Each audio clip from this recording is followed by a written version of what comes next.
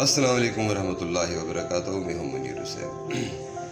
ابھی عید الاضحیٰ کا ٹائم گزرا، اس میں آپ نے دیکھا کہ ماشاءاللہ کافی لوگوں نے اپنی عقیدت کا اظہار کیا اور بہت بہترین قربانیاں بھی کی، لیکن ایک بات مجھے سمجھ نہیں آئی کہ لاکھوں روپیوں کا جانور لے لیتے ہیں لوگ، لیکن 200 روپے کا چونا کیوں نہیں خرید کرتے ہیں کہ جب وہ وہاں پہ ذبح کریں تو ان کے بعد وہاں پہ صفائی ستھرائی جلدی کروا دیں اور اس کے بعد وہاں پہ چونا چھڑک دیں تاکہ بیماریاں نہ ہوں۔ 200 روپے چونے کے لیے لوگوں کے پاس نہیں ہوتے ہیں شاید، تو پھر لاکھوں روپے کے جانور کیوں خرید کرتے ہیں؟ اور کچھ لوگ تو ایسے ہوتے ہیں کہ پوری گلیوں کو کور کر دیتے ہیں، آنے جانے والے لوگوں کو پورے 8-10 دن پوری دقت ہوتی ہے، وہ بیچارے کہاں جائیں؟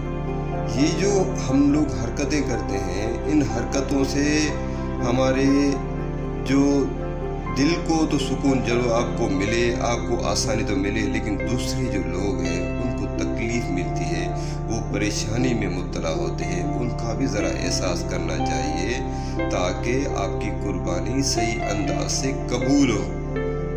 اگر اس طرح کی حرکتیں کریں گے تو آپ کو یقیناً گناہ ہی قربانی کے انداز سے کریں، کیونکہ ان کا احساس کرنا ہوتا ہے۔ اگر آپ کے اندر احساس نہیں ہے تو پھر قربانی کی ضرورت بھی نہیں ہے، اور یہ قربانی کا گوشت جو ہے ان لوگوں تک پہنچانا ہوتا ہے جن لوگوں کو کم میسر ہوتا ہے۔ قربانی کی اسپرٹ کو سمجھنا چاہیے جو کہ ہمارے اکثریت لوگ نہیں سمجھتے ہیں۔